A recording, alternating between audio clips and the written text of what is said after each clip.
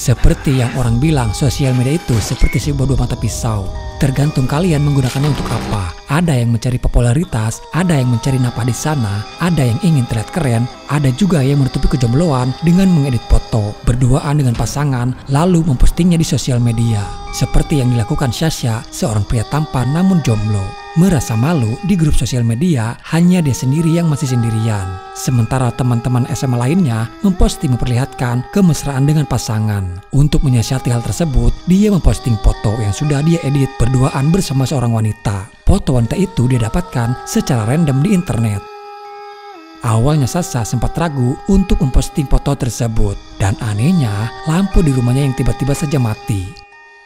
Setelah lampu menyala kembali, foto itu sudah ada di kolom komentar, tinggal hanya menunggu diposting saja. Namun entah apa yang terjadi, tiba-tiba Sasha seperti melihat ada sesuatu di sana. 7 tahun kemudian di sebuah kafe, mereka berempat, Sasha, Katya, Jenya, dan Oleg. Pada malam itu mereka merayakan hari di mana itu adalah hari Sasha dan Katya resmi berpacaran. Diceritakan antara Sasha dan Katya mempunyai hubungan satu sama lain. Jenya adalah mantan kekasihnya Sasha, sementara Katya bersahabat dengan Jenya. Tapi di sini Katya tidak tahu soal Jenya adalah mantannya Sasha. Yang Katya tahu kalau Sasha hanya berteman biasa saja dengan Jenya. Dan yang Katya tahu, mantan Sasha adalah dari wanita yang fotonya pernah diposting di sosial medianya Sasha terdahulu. Antara Jenya dan Sasha sepakat untuk tidak memberitahukan hubungan mereka terdahulu kepada Katya karena mereka anggap sudahlah itu hanya masa lalu saja. Tapi ternyata tidak bisa dibohongi, Jenya sendiri sebenarnya masih berharap kepada Sasha. Memang bukan hal mudah berada di posisi Jenya pada saat itu, melihat mantan berpacaran dengan Katya, sahabatnya dia sendiri. Namun semenjak Katya resmi berhubungan dengan Sasha, keanehan mulai terjadi. Anehnya tiba-tiba Katya dimimpikan Sasha yang tewas. It's okay. Calm down. I'm here. Tak hanya sampai di situ saja, seiring berjalannya waktu, teror itu terus saja menghantui Katya.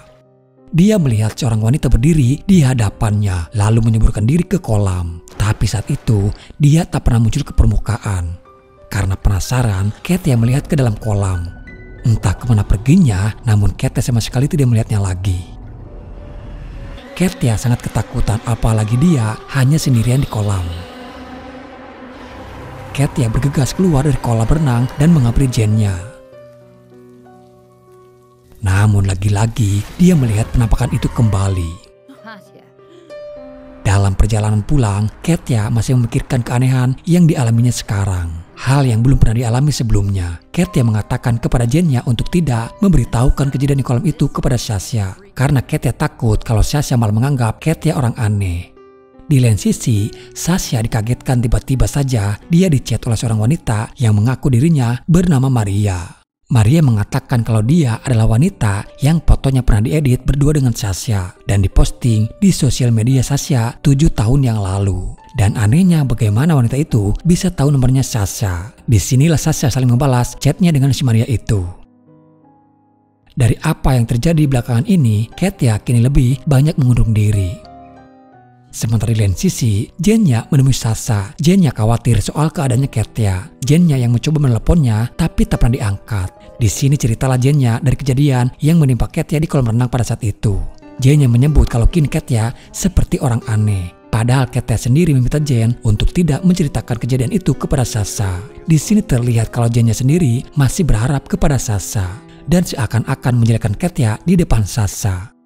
Tapi apapun yang dikatakan Jenya soal Katya, itu sama sekali tidak merubah perasaan Sasha terhadap Katya. Namun tak diduga di tengah perbincangan, Maria mengirimkan foto telanjang dada persis di hadapan Jenya. Jenya sempat melihat walaupun Sasha mencoba menutupinya.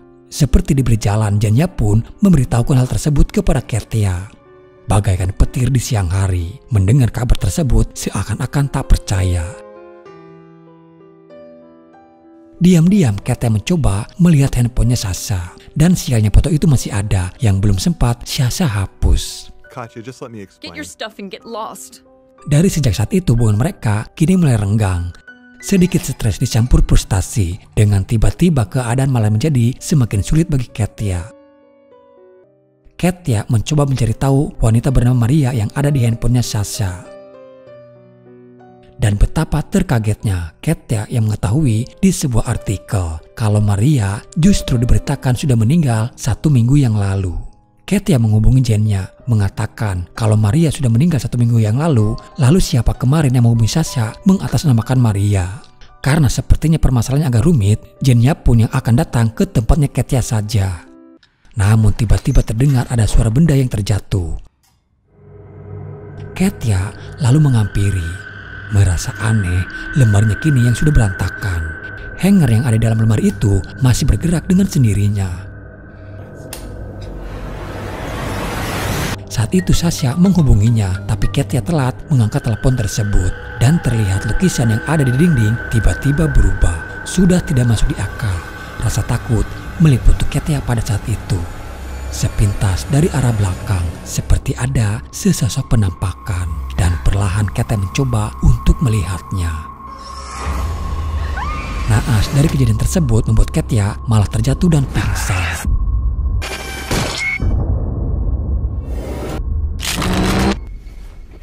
Katya tersadar kembali dan sudah berada di rumah sakit. Saat itu Sasha datang dan menemukan Katya sudah pingsan di apartemen. Katya sendiri lupa apa yang sudah terjadi kepadanya.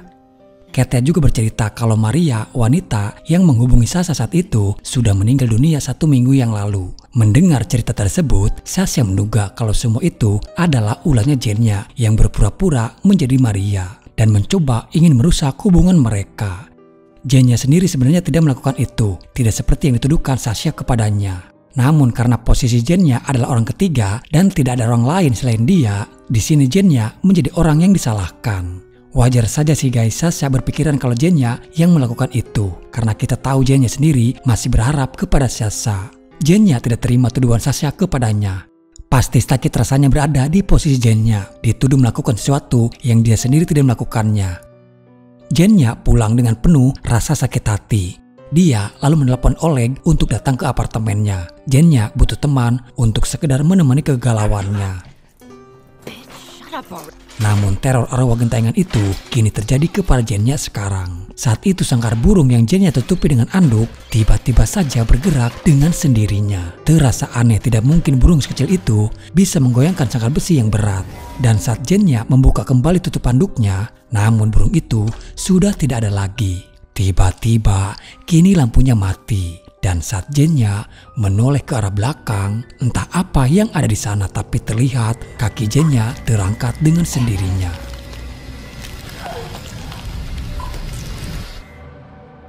Tak lama kemudian, Oleg datang. Saat itu pintu apartemennya tidak terkunci. Oleg mengira Jennya sedang bercanda, melihat keadaan kamar apartemennya yang sudah gelap. Namun dia melihat Jennya yang sudah terbujur kaku dengan bersimbah darah. Kembali kepada Katya yang terbangun dari tidurnya. Dia mendapati Sasha yang sudah tidak ada. Sasha mendapatkan kabar dari Oleg kalau Jennya ditemukan sudah meninggal. Katya melihat seperti ada seorang suster yang hanya berdiri di balik tirai. Dia mencoba memanggilnya tapi orang itu hanya diam saja. Dan tiba-tiba Katya melihat dia yang berubah wujud. Keanehan itu mulai terjadi kembali. Tak bisa dipungkiri Katya merasakan takut yang amat sangat. Karena memang waktu itu menjelang pagi, hampir tidak ada orang sama sekali di sana.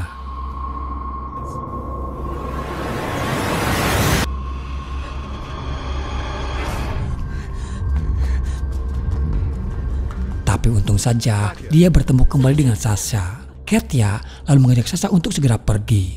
Namun Sasha sempat memberitahukan kalau Jennya sudah tewas. Di sini Katya sadar kalau arwah gentayangan itu nyata. Dia juga menduga Jennya dibunuh oleh arwah gentayangan yang selama ini mengantuinya. Tapi saat itu Sasha tidak mengerti apa yang dibicarakan oleh Katya.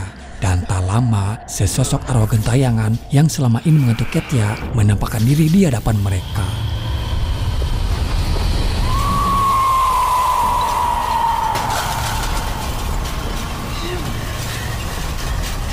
Mereka pun lalu bergegas pergi dari rumah sakit itu. Katya lalu menjelaskan soal Maria yang diberitakan sudah meninggal 1 minggu yang lalu. Dari artikel diberitakan, sebelum kematiannya, Maria mendatangi pesta pernikahan mantan kekasihnya Andrei. Di acara pernikahannya, Maria menembaki Andrei, mantan kekasihnya itu, hingga tewas. Dan setelah itu Maria pun langsung membunuh dirinya sendiri. Di sini juga akhirnya Katya tahu kalau sebenarnya Maria bukanlah mantannya Sasha. Sasha menceritakan kronologi awalnya. Kalau foto yang dia posting bersama Maria hanya sebuah foto hasil editan. Sasha hanya mengambil foto tersebut dari internet yang dia juga tidak tahu siapa wanita itu. Sasha baru tahu kalau namanya adalah Maria setelah Sasha mendapati sebuah chat dari seorang wanita yang mengaku dirinya adalah Maria. Sasha tidak tahu kalau foto tersebut kini malah berbuntut panjang. Dan entah kenapa arwah gentayangan Maria kini malah memburu mereka. Mereka lalu berencana untuk mencari tahu latar belakang dari Maria dan mencari alamat rumahnya. Singkat cerita, mereka pun menemukan alamat rumah kediamannya Maria. Di sana mereka bertemu dengan ibunya Maria. Walaupun awalnya ibunya enggan membicarakan soal Maria, tapi kedatangan Katya justru ingin membantah pemberitaan sosial media yang memberitakan Maria seperti sesosok monster yang menakutkan. Katya yakin pemberitaan media itu tidak benar. Justru kedatangan mereka ingin mencari tahu apa yang sebenarnya terjadi. Di meja itu, Katya sempat melihat ada bungkusan sebuah infus. Ibunya Maria mengatakan kalau itu untuk suaminya yang sekarang sedang mengalami stroke. Kebetulan ibunya Maria adalah seorang dokter. Ibunya lalu memberikan foto Maria dan dari foto itu Maria terlihat sangat cantik. Ibunya mulai bercerita, 7 tahun yang lalu di mana 2 hari lagi Maria akan menikah dengan kekasihnya yang bernama Andrei Pronstov. Yang 1 minggu lalu sudah tewas. Pada saat itu ibunya tak pernah melihat Maria sebahagia itu saat dia akan menyambut hari pernikahannya.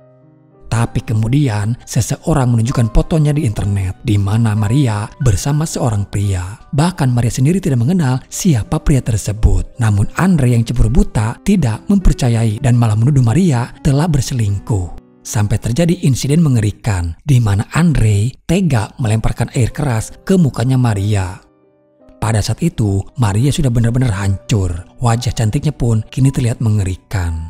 Sejak saat itu Maria kembali pulang setelah sekian lama dia tinggal di Moskow. Maria tak pernah sekalipun keluar dari rumah. Maria mengurung diri di kamar. Bahkan dia tidak mau lagi melihat wajahnya sendiri. Semua cermin yang ada di rumah ditutupinya. Maria sangat benci terhadap cermin. 7 tahun berlalu, Andrei keluar dari penjara setelah dia menjalani hukuman atas penyiraman kepada Maria. Dan pada waktu itu Andrei yang akan menikahi wanita lain. Berita pernikahan Andrei pun didengar oleh Maria.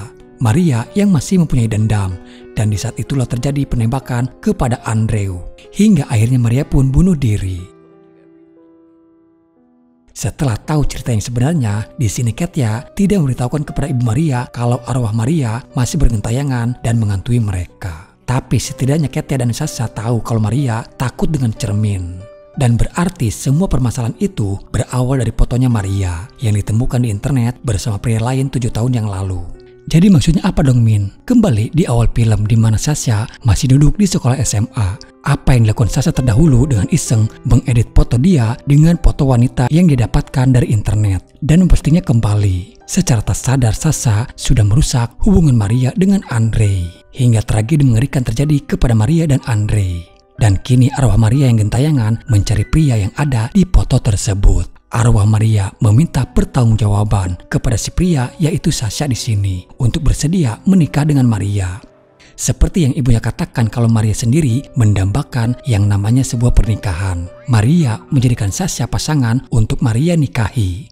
Itulah alasan arwah Maria selalu mencoba menghantui Katya dan bahkan ingin membunuhnya. Dan hal itu juga terjadi kepada Jenya yang kita tahu Jenya sendiri masih berharap kepada Sasha. Arwah gentayangan Maria merasa Jenya dan Katya ingin merebut Sasha darinya. Mereka lalu mencoba menghubungi Oleg, mengkhawatirkan keadaannya yang susah dihubungi. Oleg sendiri seharian berada di kantor polisi, diinterogasi karena kematian Jenya. Katya dan Sasha merencanakan sesuatu dan mengajak Oleg ikut bersama mereka. Katya juga menyuruh Oleg untuk membeli sebuah cermin dan secepatnya menemui mereka. Singkatnya setelah Katya menjelaskan kepada Oleg apa yang terjadi, di sini Katya butuh bantuan Oleg, meminta agar Oleg merayu pamannya, yang kebetulan pamannya Oleg adalah seorang pastor. Sekaligus Oleg juga diminta menjadi saksi atas pernikahan Katya dengan Sasha. Sasha akan menikahi Katya pada hari itu juga. Mereka anggap mungkin dengan pernikahan secara resmi itu akan memutuskan ikatan dari arwah Maria yang masih memburu mereka. Mereka bertiga pergi ke gereja untuk melakukan pernikahan di sana. Setelah semuanya mereka jelaskan, tak lantas pamannya percaya begitu saja. Pastor itu tidak mau melakukan pernikahan yang dilakukan secara mendadak. Hingga akhirnya terjadilah sesuatu di mana seseorang yang baru saja datang tiba-tiba saja ada yang menariknya. Dan cermin yang dipegang Oleg pun terjatuh. Setelah pastor itu tahu apa yang dihadapinya, akhirnya dia pun menyiapkan segala sesuatunya yang akan menyelenggarakan acara pernikahan Sasha dan Katya. Sementara energi jahat dari arwah Maria terus saja mengguncang gereja tersebut.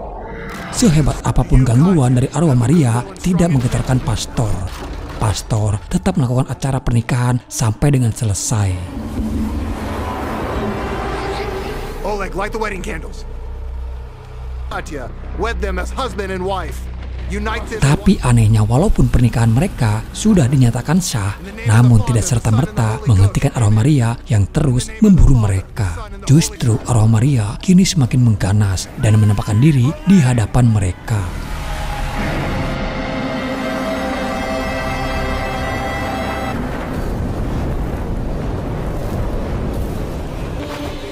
Sasha tahu kalau Maria hanya menginginkan dirinya. Dia menyembunyikan Katya di balik pintu itu.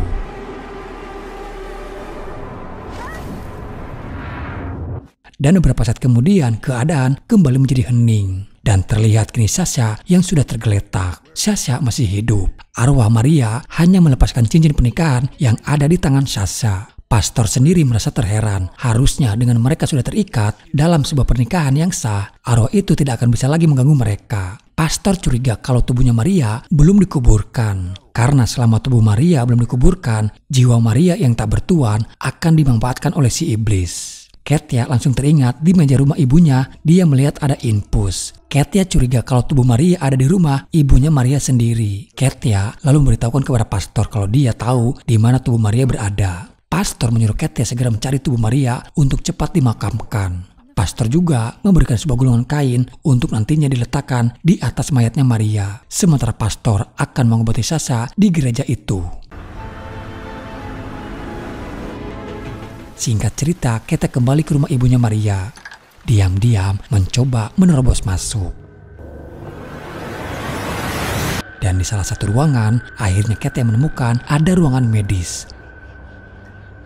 Selama ini tubuh Maria tidak dikuburkan oleh ibunya. Terlihat tubuhnya Maria masih utuh dan terbaring di atas kasur.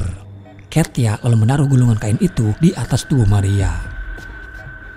Tak lama kemudian, keberadaan Katya diketahui oleh ibunya. Di sini diketahui kalau Maria tidak sepenuhnya mati. Ibunya mencoba agar Maria tidak mati. Keadaan Maria sudah tidak bisa lagi disembuhkan. Ibunya sengaja membiarkan Maria koma agar dia tidak benar-benar kehilangan Maria, walaupun itu malah membuat jiwa Maria tidak tenang. Tapi tak lama kemudian, tubuh Maria yang tiba-tiba berontak. Iblis yang menggunakan jiwa Maria mulai menyerang Katya.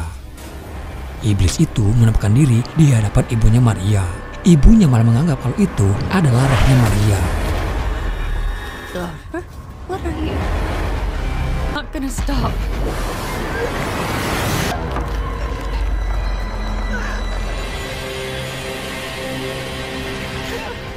Tapi akhirnya ibunya sadar kalau itu bukanlah arwah Maria. Dengan berat hati, akhirnya dia pun melepaskan impulsnya dan membiarkan tubuh Maria itu mati. Dengan tubuh Maria yang mati, itu akan menghentikan si iblis yang memanfaatkan jiwa Maria. Dan si iblis juga sudah tak bisa kembali masuk ke dalam raganya Maria, karena tubuh Maria sudah diberi perisai oleh si pastor dengan gulungan kain itu.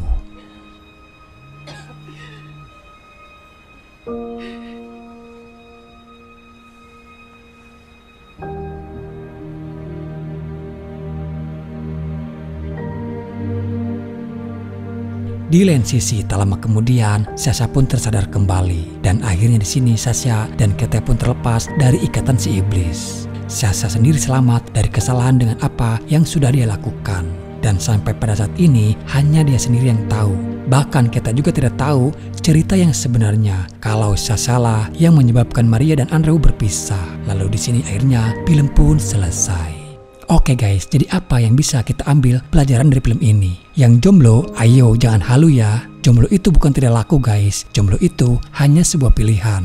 Di sini kalian bisa dengan bijaklah mengambil pelajaran dari apa yang gue ceritakan. Oke, sampai di sini dulu ya. Sampai jumpa di video selanjutnya. Salam dari saya dan